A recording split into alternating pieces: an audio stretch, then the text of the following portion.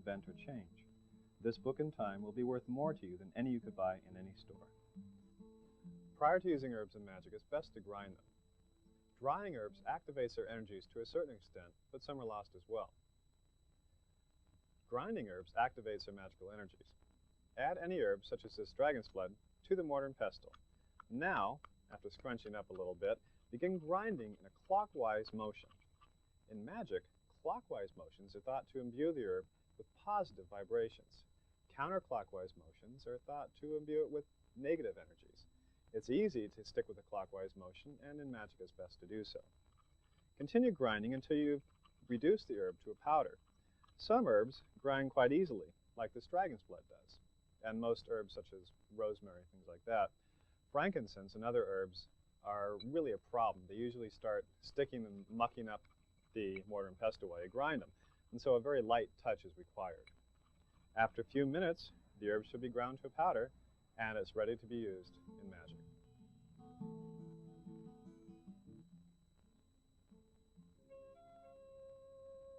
Incense, magic smoke, smoldering herbs and spices, oils and barks. Sense of magic, incenses to change your life. For centuries, witches and magicians have used incense in magic to strengthen the effects of spells and rituals. Powerful recipes were once kept secret and were rarely passed to others. When these incenses were burned in ritual, they drew love, money, power, and protection to the magician, drove out evil and sickness, and enhanced spirituality and psychic awareness.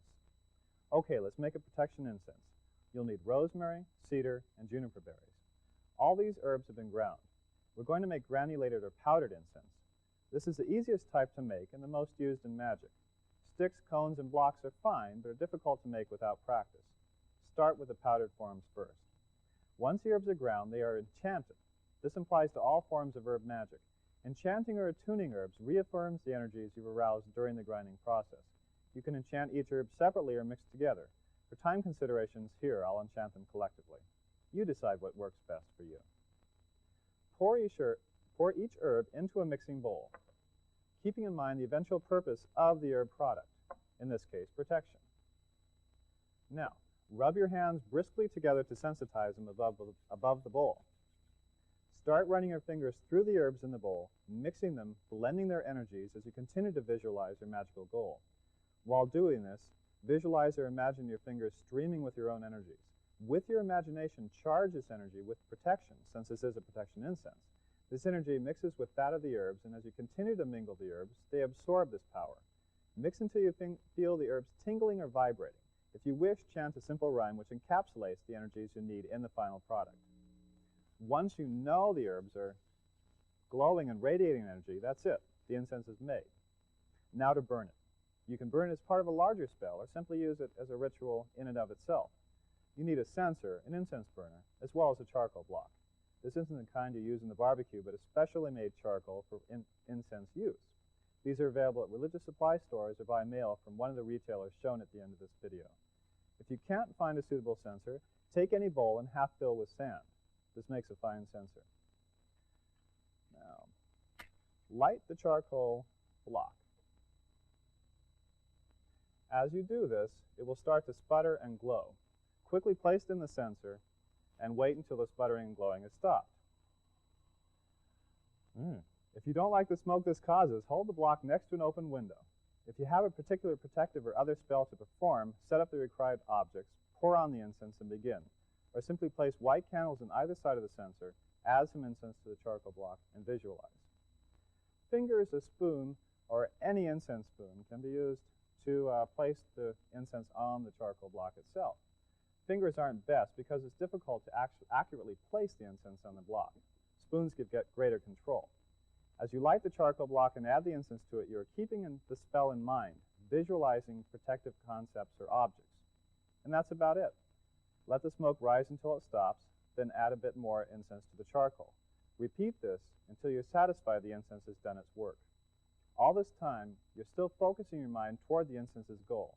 If, for example, you're needing personal protection, see the smoke swirling around you to form a protective film or shield against which no negativity can cross. If guarding the home, car, or another person, visualize accordingly. Here are 4 more incense recipes for you to try. With experimentation, you'll discover your own blends.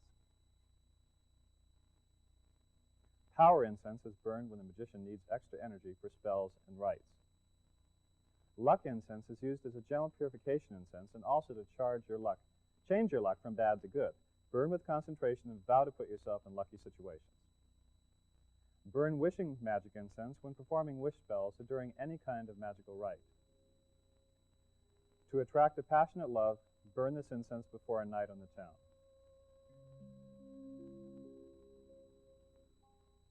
Proper use of the censer is an important tool. With a swinging censer, you have greater control over its motions. There are 3 basic ways to move the censer: in a clockwise circle, a counterclockwise circle, and a side-to-side swing. Clockwise or diosal swings invite positive vibrations, deities, and energies. This is used to bless or consecrate for protection and other positive types of magic. Counterclockwise or widdershins motions dispel negativity and are used in exorcisms, banishings, and purifications. Most widdershins censer movements are immediately followed up with diosal or clockwise swings to cancel out the negative energies which inevitably remain. Side-to-side motions are often used at altars to invoke goddesses and gods, ancestral spirits, or elemental forces. It's important to practice until you can perform the swing with ease, otherwise you may have your censer spilling its charcoal onto the floor. When sensing rooms in an entire house, move slowly from room to room, swinging the censer and replenishing the incense when necessary. Of course, you needn't swing the censer at all. For many rites, it's more important for the censer to remain on the altar or between flaming candles. But when censer movement is required or desired, you'll know how to do it. Work with incense. It's a powerful tool.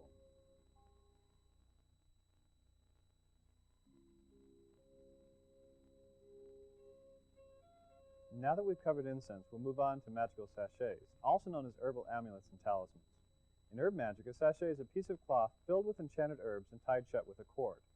Magical sachets are a convenient way to capture and gently release the powers of herbs.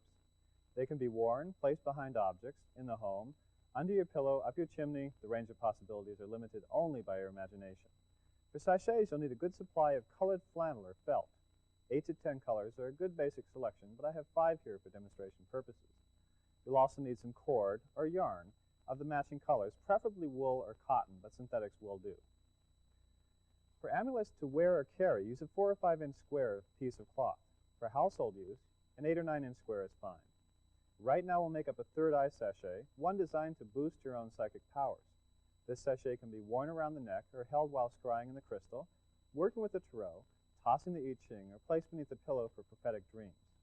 We'll need bay, yarrow, lemongrass, marigold, and mace for the sachet. After enchanting each herb, add them to the mixing bowl. As you enchant, visualize yourself as having perfect control over your psychic powers. If you're making the sachet for a friend, visualize him or her doing this. Then, once the herbs are humming with power, transfer them with your fingers to the center of the cloth. Do this while still really seeing yourself having complete control over your psychic awareness. Next, still visualizing, pull the ends of the cloth together, trapping the herbs inside tightly. Then tie them with a cord of the same color, knot 3 or so times. I'm having a little trouble with my knots here, but that's okay. Knot 3 or so times, each time strongly seeing yourself or a friend as being psychic. Some people breathe into the sachet before tying it to give it life, but this isn't necessary. The herbs already should be humming and vibrating with attuned powers after their enchantment. Now the sachet is complete. You can trim off the ends of the cloth or leave them as they are. There are many possible variations. Gemstones, feathers, and other magical objects can be added. Sachets can also be anointed with magical oils. Hold the sachet. Feel its vibrations. Squeeze it gently to release its powers. Now carry it with you, or place in the home, or use during psychic sessions. Here are 4 more sachets for you to try. They're made in the same way. More recipes can be found in the magic of incense, oils, and brews. When you feel you're in need of magical protection, make and carry a flaming protection sachet. When you're feeling blue, or to remain healthy, make and wear a Mexican health sachet.